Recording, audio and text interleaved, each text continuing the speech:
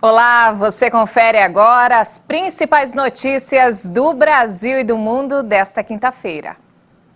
E eu abro essa edição com uma boa notícia. Os preços de todos os planos de saúde individuais devem ser reduzidos até abril do ano que vem.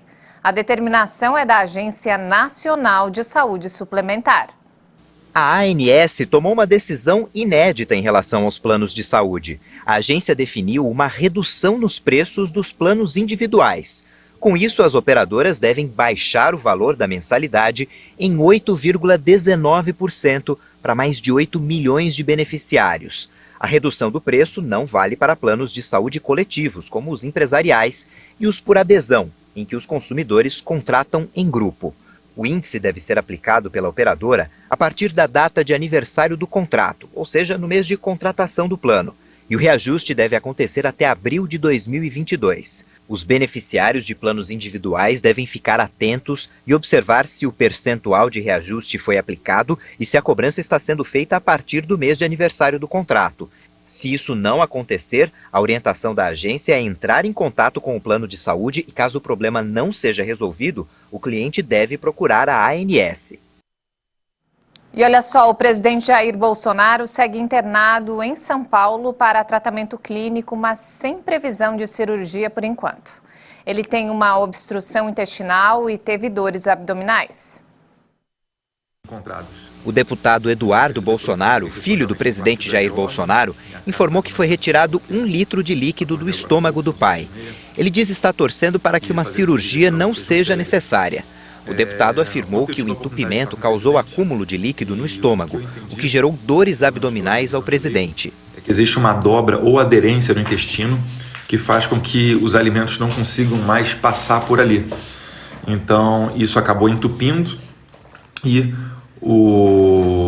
formou-se um acúmulo de líquidos e etc.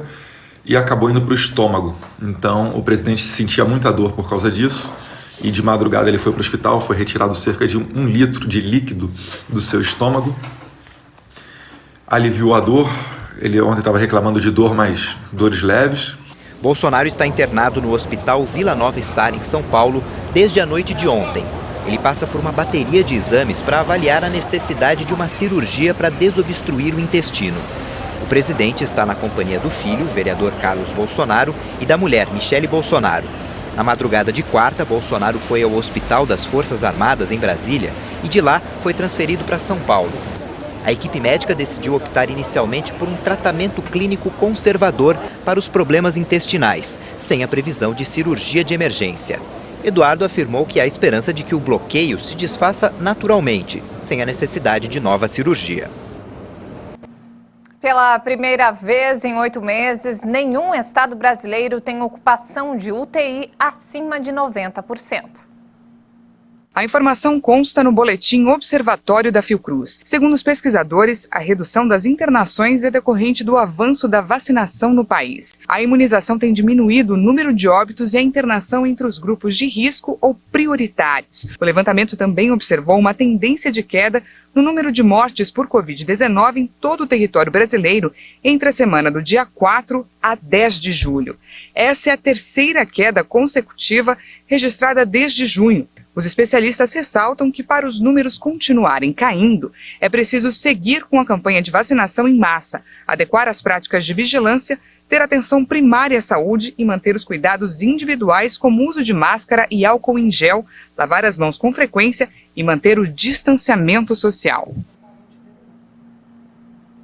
E nos destaques internacionais, a OMS afirmou nesta quinta-feira que a China precisa colaborar mais com as investigações sobre a origem da Covid-19.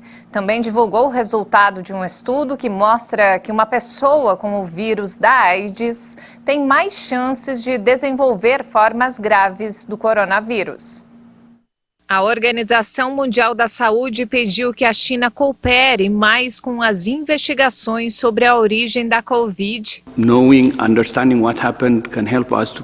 Saber entender o que aconteceu pode nos ajudar a evitar que o problema aconteça no futuro. Em segundo lugar, acho que devemos isso aos milhões que sofreram e morreram para realmente entender o que aconteceu. Espero que haja uma melhor cooperação e continuamos o envolvimento com a China e também com os Estados-membros e que haja melhor cooperação para chegar ao fundo do que aconteceu. A OMS também afirmou que estar infectado com o HIV, o vírus da AIDS, aumenta o risco de desenvolver uma forma grave da Covid ou até mesmo de morte se estiver no hospital. Os dados destacam que a comunidade internacional deve fazer mais para garantir que os países fortemente afetados pelo HIV tenham acesso imediato às vacinas contra a Covid. O estudo abrange 15.500 pessoas infectadas com HIV e hospitalizadas pela Covid-19 em 24 países. E a ONU alertou sobre os riscos de um atraso na vacinação de crianças contra doenças como difteria e coqueluche. Ano passado, 23 milhões de crianças não receberam as 3 doses da vacina contra difteria, tétano e coqueluche, que serve como medida de referência, segundo dados divulgados nesta quinta-feira pela OMS e Unicef. É o número mais alto desde 2009 e representa um aumento de 3,7 milhões de crianças em relação a 2019. A pandemia obrigou a desviar recursos e funcionários para a luta contra o coronavírus e muitos serviços médicos tiveram que fechar ou reduzir seus horários. A situação das crianças desprotegidas e um levantamento muito rápido das restrições sanitárias contra a Covid-19, que em parte cuidavam de algumas doenças infantis, já estão fazendo sentir seus efeitos, por exemplo, com surtos de sarampo no Paquistão.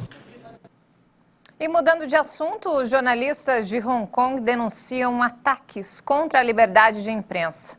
O território semi-autônomo vem sofrendo cada vez mais com o aumento do controle por parte da China.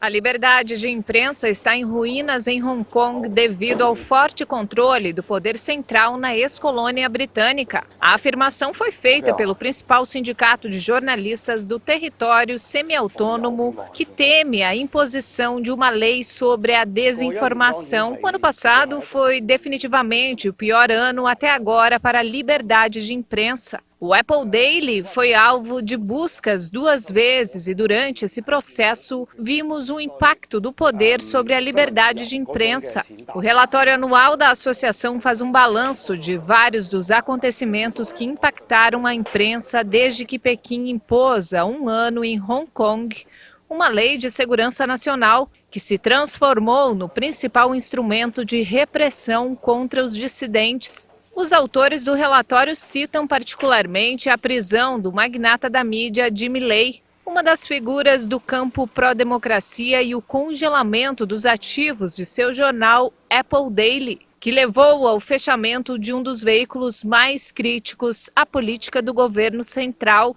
Cerca de 1.000 funcionários ficaram desempregados, entre eles 700 jornalistas. No ranking anual de liberdade de imprensa publicado pela ONG Repórteres Sem Fronteiras, Hong Kong despencou, passando da 18ª posição em 2002 para a posição 80 este ano. E em Cuba, o serviço de internet móvel foi restabelecido depois de 3 dias de interrupção após as históricas manifestações do último domingo. Acessar redes sociais e aplicativos de mensagens instantâneas como WhatsApp, Facebook e Twitter, a partir de dados móveis, seguia bloqueado. Internet móvel restabelecida em Cuba. Nesta quarta-feira, depois de 3 dias de interrupção, os cubanos puderam novamente usar serviços de internet móvel, mas ainda sem acesso às redes sociais e aplicativos de mensagens instantâneas com dados móveis. Por meio das tecnologias 3G ou 4G, o acesso ao WhatsApp, Facebook e Twitter, entre outras redes, seguia bloqueado. A internet foi suspensa na ilha após as históricas manifestações anti-governo de domingo. Sim, consegui acessar todas as páginas. Assisti os vídeos das coisas que aconteceram, tudo. Agora mesmo estou tentando falar com minha mãe, mas não tenho mais conexão. Fui até a operadora e disseram que cortaram a internet e que ela não poderia dar outra explicação. Foi o que aconteceu. A internet foi suspensa. O ministro das Relações Exteriores, Bruno Rodrigues, acusou os Estados Unidos de realizarem uma campanha no Twitter com a hashtag SOS Cuba para incentivar o mal-estar social no país. Washington pediu na terça-feira o rápido restabelecimento de todos os meios de comunicação, sejam eles digitais ou não. E não temos mais tempo, essa edição fica por aqui. Mais informações ao longo da nossa programação. Obrigada pela companhia.